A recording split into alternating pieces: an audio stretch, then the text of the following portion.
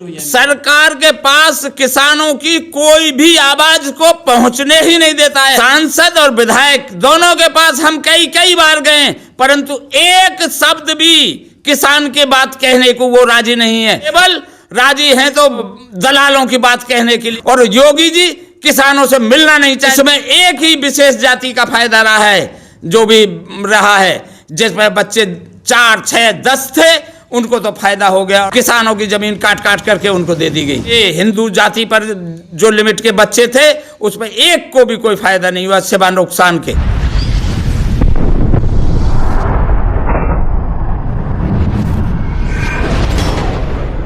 दोस्तों, इस समय ग्रेटर नोएडा के बनवारीपुर गांव में हूं और इस बनवारीपुर गांव के नज़दीक ही आज प्रदेश के मुख्यमंत्री योगी आदित्यनाथ आने वाले हैं, जिनके स्वागत के लिए काफ़ी लोग यहां पर जिनके स्वागत में काफ़ी पुलिस प्रशासन यहाँ पर लगा हुआ है, उनकी तैयारी की जा रही है। लेकिन गांव के लोगों की जो स्थिति आज से कुछ वर्ष पहले थी, वही स्थिति आज भी बद से बदतर है। तो इस संबंध में जो यहाँ पर एयरपोर्ट बन रहा है, उसके संबंध में ग्रामीण क्या कहना चाह रहे हैं, क्या इन लोगों को रोजगार मिला है, क्या इनकी समस्या जस की तस बनी हुई है या कुछ समस्याओं का समाधान हो चुका है, उसके बारे में आज हम अपनी इस वीडियो में चर्चा करेंगे। और ये भी जानना चाहेंगे कि सरकार से इनकी क्या अपेक्षाएं थी और वो अपेक्षाएं अभी तक पूरी हो पाई है या नहीं हो पाई है। मेरा कृष्ण कुमार शर्मा, गाँव रन्हेरा जी है।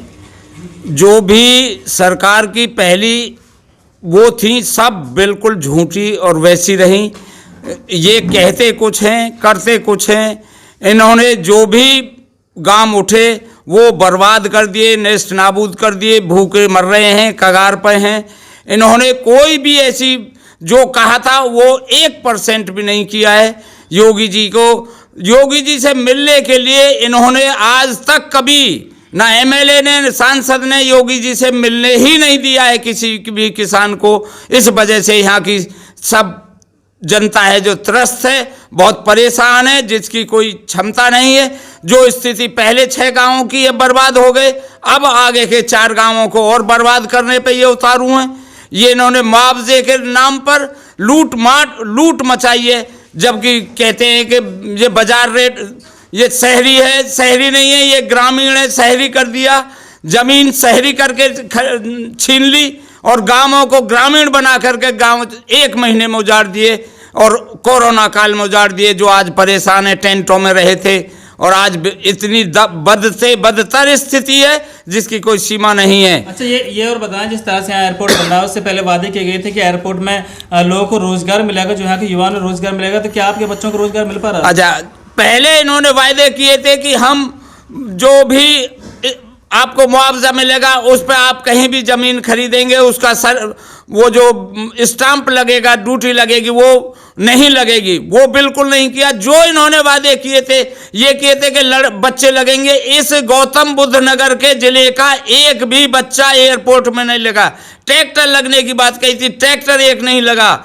और बच्चों को सर्विस में किसी को भी एक नहीं ली। यहाँ चपरासी के भी लिए, मतलब घास खोदने के लिए भी और बाहर प्रदेशों से ला रहे हैं। अच्छा, जैसे हमें जानकारी मिली थी कि जो आसपास गांव में अचानक से ट्रैक्टर की खरीदारी बहुत ज्यादा हो गई थी। बहुत सारे लोग ट्रैक्टर खरीद लाए थे, लेकिन जब एयरपोर्ट में ना लगे तो वो औने दाम में बेच दिए। हाँ, अब वो जो ट्रैक्टरों के इन्होंने आश्वासन दिया था कि भाई नए ट्रैक्टर, मतलब ये नए ट्रैक्टर लगेंगे, तो आसपास के लोग मुआवजे मिलने के वजह से ट्रैक्टर ले आए नए, और एक भी ट्रैक्टर नहीं लगा इसमें एयरपोर्ट में।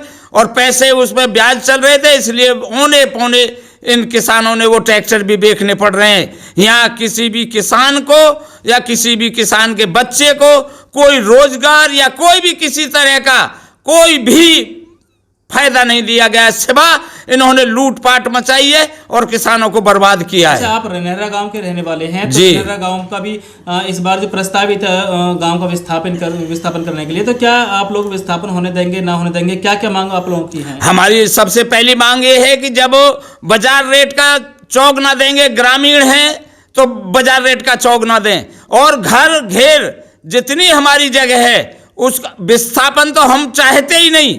अगर गवर्नमेंट विस्थापन करती है जबरदस्ती, तो उसका भी बड़े अच्छे ढंग से जवाब दिया जाएगा और होने नहीं देंगे। अगर किसी कारणवश होता भी है तो जितना घर घेर है उसके बराबर हम इनसे हर सूरत में लेके रहेंगे। और बाजार रेट का जो बनता है चौगना इन्होंने 2300 में अब खरीदी है, 2300 का चौगना दे दें, हमें उसमें अब कोई ऐतराज नहीं है, परंतु ये देंगे नहीं, ये तो केवल लूटपाट मचाएंगे और कुछ नहीं करने वाले हैं। ये इन किसानों को बर्बाद करने पर उतारू और बर्बाद कर दिए हैं और बाकी करने जा रहे हैं। अच्छा, जिस तरह से मोदी सरकार का नाम है कि भाई जो किसानों की हितैषी है, गरीबों की हितैषी है, तो मोदी सरकार ही इस समय चल रही है। यहाँ पर योगी सरकार है, बीजेपी सरकार इस समय उत्तर प्रदेश में है, तो सरकार से आपकी क्या अपेक्षाएं थी और क्या सरकार के पास किसानों की कोई भी आवाज को पहुंचने ही नहीं देता है। आज तक 2 बार पहले आए हैं और अब भी योगी जी आ जा रहे हैं। इन किसानों को किसी को भी एक भी बार नहीं मिलने दिया जाता है, ना मिलने दिया गया है। केवल इनको मिलाया जाता है दलालों को और बाहर के क्षेत्रों को। इन किसानों को, एक भी किसान को जो ओरिजिनल किसान है, जिसकी जमीन जा रही है या जिसकी जमीन इसमें है, उसको तो मिलने ही नहीं दिया जाता है, जिससे वो अपनी जो उसकी वो है घृणा है, जो अपनी उसकी दुखित है, जो दुखी हुआ है, उसको ना कह दे। इसलिए ये यहाँ के जो प्रशासन और शासन है वो इस योगी जी से ना मोदी जी से मिलने ही नहीं देता है, जिससे यहाँ की कोई भी समस्या ना हल हुई है ना हल होगी।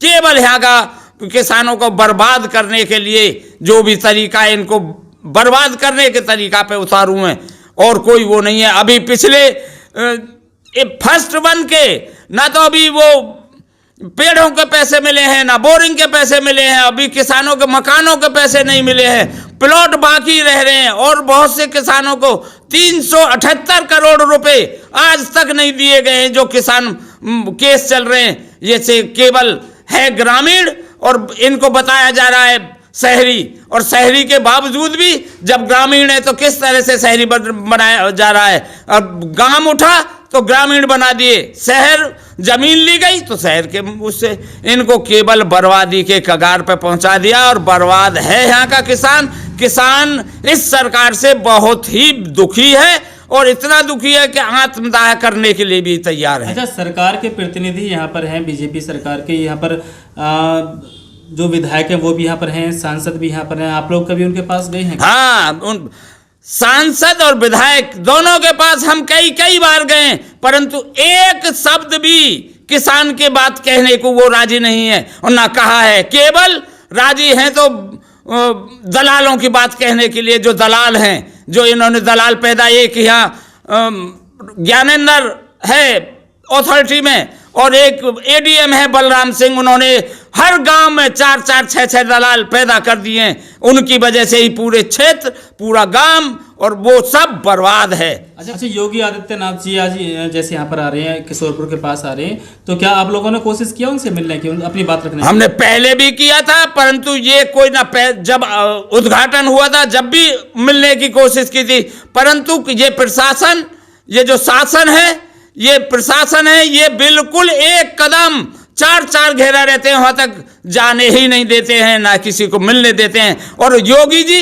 किसानों से मिलना नहीं चाहते, अगर मिलना चाहते हैं तो अनाउंस करा दे, आइडेंटिटी का वो है जो आधार कार्ड के हिसाब से दिखाएं, यहाँ के क्षेत्र के, रनेरा के, रोही के आधार कार्ड दे करके मिले ना, नहीं उनको पास मिलेगा, वो मिलेगा, जो दलाल हैं उनको पास मिलेगा और जो यहाँ के किसान हैं उनको तो जाने ही नहीं देंगे।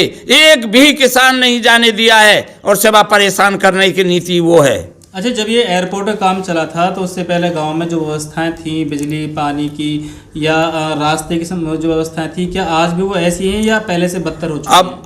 अब जो पहले जो व्यवस्था थी, स्वर्ग में रह रहे थे किसान, यहाँ भी जो भी रह रहे थे, रोही में, रनेरा में, और वो स्वर्ग जैसा उनका माहौल था। अब रह रहे हैं वहाँ, एक सड़क बना दी है चौड़ी, उससे क्या होता है, ना काम है ना काज है, बैठ करके जो पैसा मिल गया वो खाने के खराब हो गए और उनको पैसा वो बर्बाद हो गया। अब भूखे मर रहे हैं, नाज खाने के लिए नहीं है, काम करने के लिए नहीं है, भैंस नहीं है, कोई सौदा ही नहीं है जीवन यापन करने का। आप किन लोगों की बात कर रहे हैं? मैं जो आर में यहाँ से उठाए हैं, विस्थापित हो चुके हैं, वो विस्थापित हो चुके हैं, उनकी बात कर रहा हूँ। वो बर्बाद हैं आज और उनके लिए खाने का नाज नहीं, कुछ नहीं। 80% आज किसान बेघर है, बेबर्बाद है वहाँ पे। अच्छा, तो आप लोगों को क्या ये डर सता रहा है कि अगर आपका गांव विस्थापित हुआ तो आप भी इस तरह से? हाँ, हमको सबसे बड़ा डर यही है, उनकी स्थिति को देख करके हमने बिल्कुल उसके लिए असहमति प्रस्तुत की है पहले भी, और अब भी सहमति नहीं देंगे अगर हमारे हिसाब से नहीं बसाया गया और हमारे हिसाब से मुआवजा नहीं दिया गया। तो आपने भी थोड़ी देर पहले बताया था कि जितने आपके घर की जमीन है, जितना आपके घेर की जमीन है, उतनी ही जमीन चाहिए कि आप लोग। हाँ बिल्कुल, अगर सभी को इस तरह से इतनी ही जमीन मिल जाएगी तो फिर इतने क्षेत्रों में गांव बसेगा ना फिर?